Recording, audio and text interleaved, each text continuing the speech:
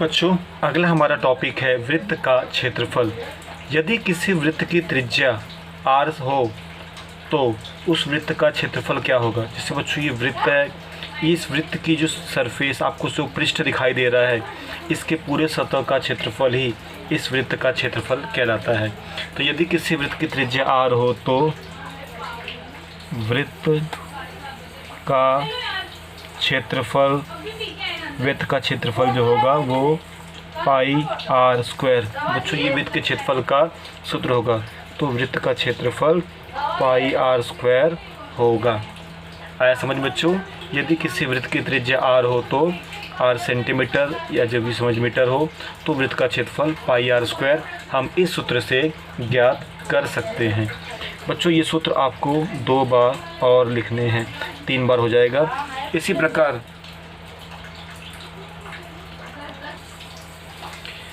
बच्चों वृत्त का क्षेत्रफल का पाई r स्क्वायर सूत्र होगा, उसको 2 बार और लिखना है। और ये जो वृत्त की ये जो बाउंड्री आपको दिखाई दे रही है, जो एकदम कोना है, इसको हम वृत्त की परिधि कहते हैं। बाकी आकृतियों में ये परिमिति कहलाती है, लेकिन वृत्त की इसमें इसे हम परिधि कहते हैं। यह आपने पिछली कक्षाओं में भी इसके बारे में पढ़ा है। तो इस सूत्र का भी कहीं ना कहीं इस्तेमाल होगा, इसलिए हम वृत्त की परिधि का भी सूत्र लगा देते हैं। यदि वृत्त की त्रिज्या r दी गई हो तो वृत्त की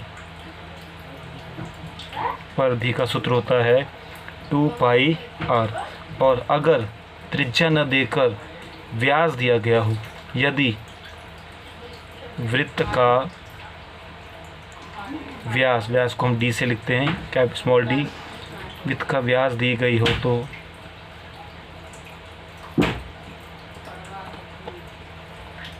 वृत्त की परिधि, इसका सूत्र होता है पाई d। तो बच्चों ये 2 सूत्र भी हैं जिनका आपके इस टॉपिक में इस्तेमाल होगा। तो फिलहाल हम बच्चों आपने सूत्र देख लिया। यहाँ पर हमने वृत्त का क्षेत्रफल का सूत्र है पाई r स्क्वायर। इसी सूत्र पर आपका 15.6 प्रश्न संग्रह आधारित है। आइए हम बढ़ते हैं प्रश्न पहले की ओर। वृत्तों की त्रिज्याएं दी गई हैं, उस वृत्तों के क्षेत्रफल ज्ञात कीजिए। पहला है 28 सेंटीमीटर। ये जो 28 सेंटीमीटर ये बच्चों त्रिज्या दी गई है, तो सबसे पहले त्रिज्या का मतलब हमको किससे लिखते हैं, इसको स्मॉल r से। ये हमको दिया गया है कितना, 28 सेंटीमीटर। तो हमें क्या निकालना है, वृत्त का क्षेत्रफल। तो बच्चों हम डायरेक्टली वृत्त के क्षेत्रफल का सूत्र लगाते हैं। वृत्त का क्षेत्रफल बराबर पाई r स्क्वायर। बच्चों यहाँ पे पाई एक अचरांक वैल्यू होती है, कांस्टेंट वैल्यू होती है, क्योंकि ये नया सूत्र आपके लिए नहीं है। पाई एक अचरांक होता है, ये सिर्फ वृत्त में ही इस्तेमाल होता है, और r आपकी त्रिज्या होती है। पाई का मान अगर बच्चों प्रश्न में नहीं दिया गया है तो उसको हमको 22/7 लेना होता है, और अगर दिया गया है तो जो मान दिया गया है हम उस मान को लेते हैं। तो वृत्त का क्षेत्रफल बराबर पाई r स्क्वायर। पाई का मान बच्चों फिक्स होता है 22/7 गुणे r का वर्ग। r कितना है, 28, तो हो जाएगा 28 का स्क्वायर। अब 22/7 वैसे का वैसे ही रहेगा, 28 का वर्ग मतलब 28 गुणे 28। 28 का वर्ग आप जानते हो बच्चों, किसी भी संख्या का वर्ग मतलब उसको हम 2 बार लिखते हैं। तो 28 का वर्ग मतलब 28 गुणे 28। तो 7 एकम 7, 7 चौक 28, ये क्या हो जाएगा, कट जाएगा। अब 22 गुणे 4, 22 गुणे 4 कितना होता है बच्चों, 22 चौक 88 गुणे 28। अब 88 में 28 का हम गुणा करेंगे तो हमारा आंसर आ जाएगा। 88 का 28 में गुणा करने पर आता है बच्चों 2464। 2464 वर्ग से भी, क्योंकि क्षेत्रफल है, आप देखते हुए आ रहे हैं कि क्षेत्रफल की इकाई जो होती है वो हमेशा वर्ग से भी ही होती है। बहुत ही सिंपल सवाल है बच्चों। आपको त्रिज्या दी गई है, आपको सिर्फ वृत्त का क्षेत्रफल का सूत्र लगाना है। पाई की जगह पर 22/7, आर का वर्ग, आर आपकी त्रिज्या 28 दी गई, 28 का वर्ग करना है, 2 बार लिखना है। ये बटे वाले 7 से 28 कट जाएगा 4 बार, फिर बाकी नंबर्स का गुणा कर देंगे, आपको आंसर मिल जाएगा। लास्ट में फाइनल आंसर लिख देंगे। इसलिए उस वृत्त का क्षेत्रफल 2464 वर्ग सेमी होगा। तो उम्मीद करते हैं बच्चों आपको ये सवाल समझ में आया होगा। प्रश्न दूसरा और तीसरा दोनों दशमलव वाले सवाल हैं। मैं आपको तीसरा कराता हूँ, दूसरा बच्चों आप स्वतः करेंगे। तो हम अब प्रश्न पहले का तीसरा करने जा रहे हैं।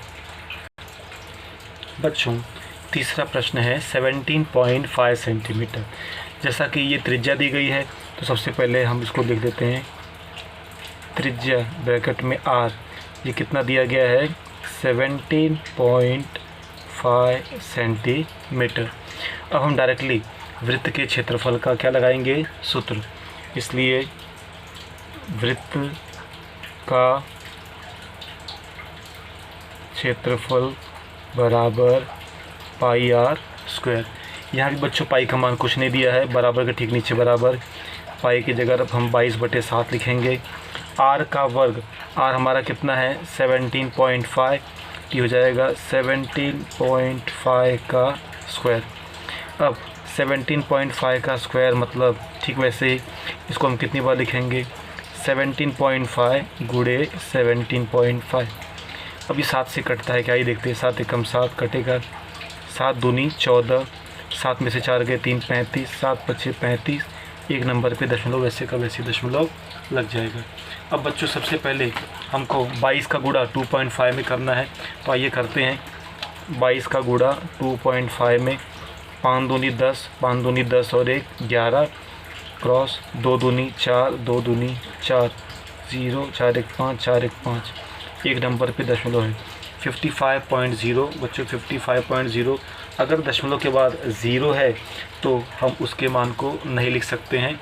आप दशमलव हटा सकते हैं, 0 हटा सकते हैं, तो हो जाएगा 55.0 मतलब 55 गुणे 17.5। ठीक वैसे ही अब 17.5 का गुणा हम 55 में करेंगे। 17.5 का गुणा 55 में, 5 5 × 5 25, 5 का हासिल 2, 5 × 7 35, 36 37 का 7 हासिल गया 3, 5 एकम 5 3 8। ठीक 5 से करना है तो सेम ही आएगा 5 7 8, जोड़ दो इसको 5 7 5 12 का 2, 8 7 15 1 16 9 6 2 5। ठीक है बच्चों, एक नंबर पे दशमलव है तो एक नंबर पे दशमलव मतलब 962.5। तो हमें आंसर लिखते हैं 962.5। चूँकि इकाई सेंटीमीटर ही है इसलिए वर्ग सेमी में आएगा। अब लास्ट में हम फाइनल आंसर लिखेंगे। इसलिए उस वृत्त का क्षेत्रफल 962.5 वर्ग सेमी